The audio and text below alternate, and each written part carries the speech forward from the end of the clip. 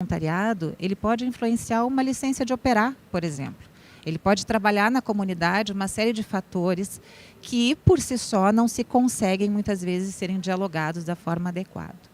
Mas falando da questão da fome, né, você trouxe a questão da pandemia e o pós-pandemia, a gente teve esse dado, né, a FGV trouxe esse indicador que mais de 30% da nossa população vive abaixo da linha da pobreza, né, e isso, falando de Brasil, é um dado absurdo. Mas no mesmo ano a gente também teve a surpresa de estarmos melhor ranqueados, de subirmos no ranking da solidariedade, né? O Brasil entrou lá para os 10 países mais solidários.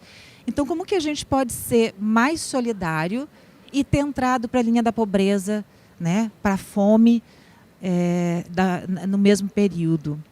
E aí a gente destaca que talvez nós sejamos muito bons e solidários em ações pontuais. Ah, hoje é o dia do bem-fazer, hoje é o dia de fazer a transformação. Mas a nossa sociedade, a nossa comunidade precisam de ações sustentáveis, né? Ações com continuidade.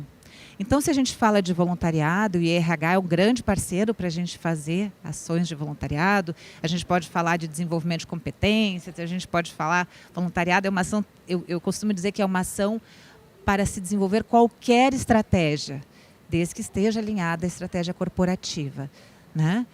Mas se a gente fala do voluntariado e a gente fala da fome, por exemplo, a gente tem inúmeros exemplos de ações que combateram a fome na pandemia, continuam combatendo a fome, mas essas ações elas têm que perdurarem, né?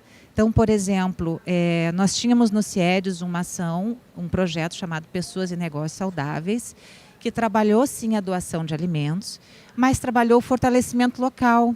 Então, como eu, como empresa, posso fazer uma ação mais estruturada, que vai desenvolver aquela comunidade, que vai fortalecer a moeda local, que vai fortalecer os empreendedores, né, para que isso depois, quando eu deixo, isso se estabeleça e continue, porque a gente precisa falar de transformação, né?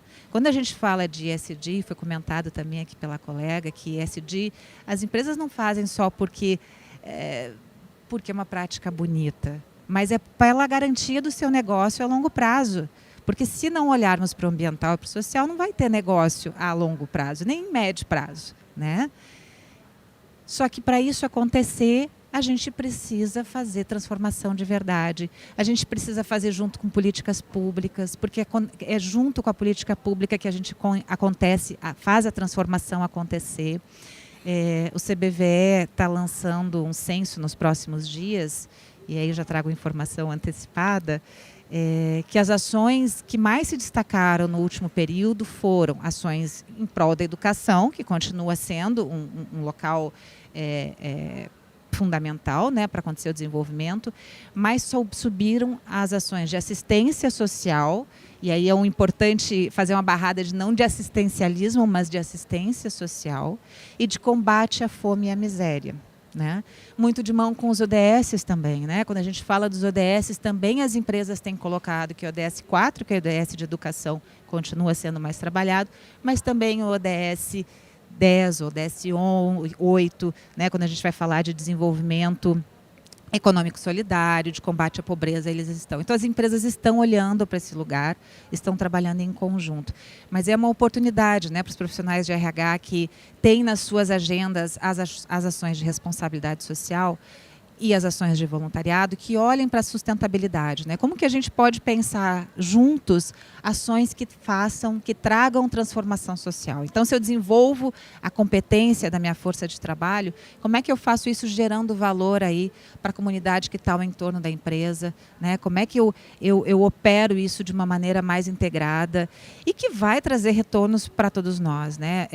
A gente costuma falar que os problemas sociais, os problemas ambientais são tão urgentes na atualidade que a gente não pode mais ficar na fase da culpabilidade, né? Culpando o governo, ou culpando o vizinho, ou a síndica, né? A gente tem que assumir o nosso local protagonista. Então, foi falado da caneta aqui, né? Se nós temos a caneta na mão para fazer a transformação acontecer, vamos fazê-la de maneira sustentável, de maneira colaborativa, junto com com os nossos fornecedores, junto com a nossa cadeia de valor. Acho que é isso. Obrigada, Carolina. economizaram dessa vez. Boa, gente. Obrigada. Carolina, queria trazer um ponto aí que você... A gente vai para as considerações finais. Vocês acreditam, gente? A gente vai começar a falar sobre isso agora. Olha isso. Bem, você traz um pouco a questão, né, dos objetivos do desenvolvimento sustentável, para a gente situar aí no tempo e no espaço. Quem é RH e não está exatamente de braço dado com a responsabilidade social. Estamos falando de um grande acordo global, 2015, Nova York. 197, talvez, países signatários. O Brasil é um país signatário. A gente tem obrigação de olhar para os ODS. O segundo setor, ou seja, as empresas privadas, têm obrigação de olhar. Somos um país que assumiu esse compromisso. E temos 17 objetivos de desenvolvimento sustentável, com 169 metas.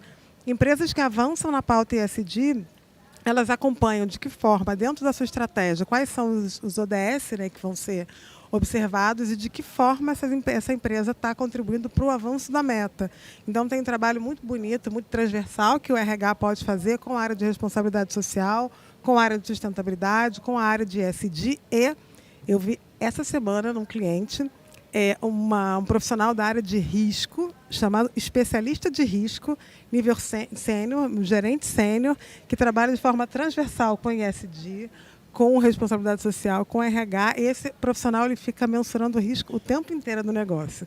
Não é demais isso, gente? Fazendo com que a gente o tempo inteiro, em cada ação, perceba risco para o negócio. Tem risco, não tem risco? Qual é o percentual de risco? Por que isso está sendo feito sem medir? O tempo inteiro, medindo e assegurando e trazendo indicador para o time. Então, essa determinada organização está com o RH super feliz porque agora tem parâmetro. Quando tem parâmetro, eu fico confortável. Vocês ficam confortáveis com o parâmetro? Eu sei agora o que eu tenho que fazer, porque eu preciso medir todo dia para saber se eu estou no caminho certo. Porque às vezes a gente quer fazer, né? Mas a gente não sabe exatamente como. E para a gente saber exatamente como fazer, a ideia agora é que a gente faça um bate-bola, cada uma de vocês traga um pouco. Vocês podem escolher a ordem. O que vocês acham que a gente consegue fazer hoje? Eu gosto muito dessa ação que é imediata, sabe? Sair do RH Rio com esse deverzinho pronto, assim, sabe? Nossa, posso chegar na empresa quinta-feira, que amanhã vocês vêm, né? Amanhã ninguém vai para a empresa, gente. Amanhã nosso compromisso é aqui. Então, vocês venham amanhã, por favor. Quinta-feira, gente, olha, foi o RH Rio 2023. E já tem uma ideia para a gente poder implementar aqui para o biênio 2023-2024. O que vocês acham que a gente pode fazer hoje? Quem começa? Oi. Bom, primeiro eu coloquei o chapéu de CFO, agora eu vou colocar o chapéu C101 aqui. Já que é para fazer hoje, iniciativas como o C101 que traz diversidade. O que a gente está falando aqui é que o ESG ele tem muito a ver com decisão. Então, a gente tem que trazer diversidade ao centro de decisão das empresas, para aquelas pessoas que realmente influenciam a decisão e o futuro da empresa. Então, iniciativas como o Conselheiro 101, que é trazer mais mulheres negras para conselhos de administração, que é onde nasce a estratégia, a propósito da empresa, é uma iniciativa para hoje. A gente não vai esperar 20, 30 anos para que esse parâmetro, que novas ideias, novas cabeças aconteçam. É urgente. Então, assim, olhe realmente, faça o teste do pescoço nas suas empresas e tragam diversidade. Não somente para o conselho de administração, mas para a gestão da tua empresa.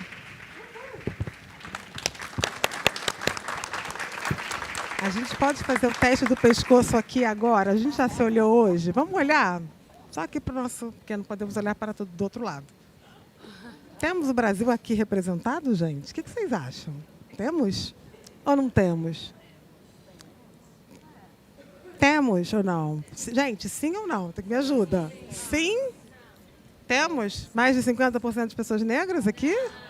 Não? A gente tem quanto? Quem é, gente? Alguém de finanças? Alguém? 30%? 30%? Uns 30%. Então, a gente tem uma jornada. A gente não está no início dela, porque 30% está bom, gente. Para o padrão brasileiro está bom. Ó, conto para vocês, está bom. Como é que a gente chega em 56%? Ponto 4. Como é que a gente faz isso? Não sei. Não sei. Quem mais? Quem fala? Carolina? Posso falar? Por favor. Bom, eu vou falar que a ação do agora seria buscar mais conhecimento sobre o ESG para poder... O RH tem esse papel de influenciador. Então, como que ele vai traduzir o ESG para quem está mais lá na base da empresa, então para os colaboradores, para o pessoal, e como que ele vai conversar isso com a alta liderança, para trazer o que realmente é importante para o negócio.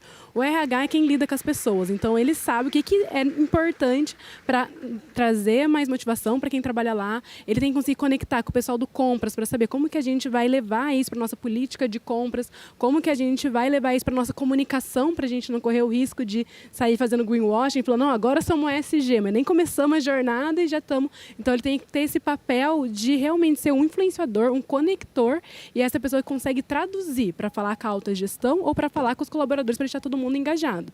Não tem ESG sem RH, porque o tema ele é transversal. A gente tem que unir todas as áreas. Não dá para fazer de forma isolada. O pessoal do ambiental faz ambiental, o pessoal do RH cuida das pessoas, o pessoal do compras talvez tenta contratar fornecedor. Esse tem que estar transpassado, tem que fazer parte da cultura. Sem RH, não tem, que nem a Andrea fala bem disso, não tem cultura para fazer acontecer. Então, assim, RH, vocês são os protagonistas. Tem até uma pesquisa da McKinsey que falou que 85% dos CEOs falaram que o RH ele é essencial para implementar uma estratégia ESG. Então, vocês são os transformadores, agentes de ação que a gente conta, para tanto a gente poder aumentar, né, o valor que a empresa gera para o próprio negócio, mas também para toda a nossa sociedade. Então, pessoal, contamos com vocês. Comecem agora, busquem o conhecimento e levem para a empresa de vocês, porque vocês são os transformadores dessa agenda, não sozinhos, com todos, mas vocês são quem é esse ponto focal. Eu já fiquei com vontade, gente, né, de colocar a mão na massa, arregaçar as mangas, vamos lá, vamos fazer essa agenda e criar conversas. Essas conversas sobre ESG, às vezes, elas são difíceis, tá? E a gente precisa acolher isso, assim, com muito amor e carinho, entender que às vezes tem conversas muito difíceis, porque muitas das vezes as empresas aqui no Brasil já avançaram, especialmente pós-2015, por conta de uma grande crise de reputação que tivemos, o G, especialmente a questão de compliance no Brasil, uau, código de conduta, código de ética, auditoria interna, externa, e setor de inteligência, está tudo ok. Mas e o restante? E o S? E a governança, que não é necessariamente compliance? Como é que está? E como é que a gente consegue, com uma conversa afetuosa, só como o RH consegue fazer, trazer as pessoas para perto e a gente conseguir fazer essa grande costura? Andréia, aí na governança? Pessoal, vou ser muito prática aqui, porque a Juliana deu 24 horas para vocês. O óbvio precisa ser dito. Muito do que a gente está vivendo na crise moral e ética, seja com assédio moral, preconceito, racismo, fraudes, são pela falta de dizer o óbvio. Então, olhem suas políticas, o que vocês já têm, e comecem a falar. E não partam do princípio de que é óbvio para você, não é para o outro. Vocês podem, com isso, mitigar muitos problemas, mais do que vocês imaginam. Porque, às vezes, a pessoa faz aquilo porque, como a Juliana falou, não tem parâmetro. E o parâmetro precisa ser dado pela organização, por nós, né? E aí sim o RH entra como um grande protagonista disso. Obrigada, Andréia. Carolina, está com você a palavra. Então, já veio a plaquinha do fim, né? A minha provocação vai ser individual, não vai ser empresarial. Como que cada um de vocês pode fazer alguma ação de engajamento cívico? O que vocês podem, nesse momento, pensar ao chegar em casa, olhar o celular, se engajar com o condomínio, buscar no Google? Como que cada um de vocês pode fazer uma ação que movimente? Eu tenho certeza que isso vai fazer bem. Vocês vão se descobrir nessa jornada. E aí a questão empresarial vem junto com isso. Muito obrigada. Afinal de contas, empresas são feitas de pessoas. De pessoas.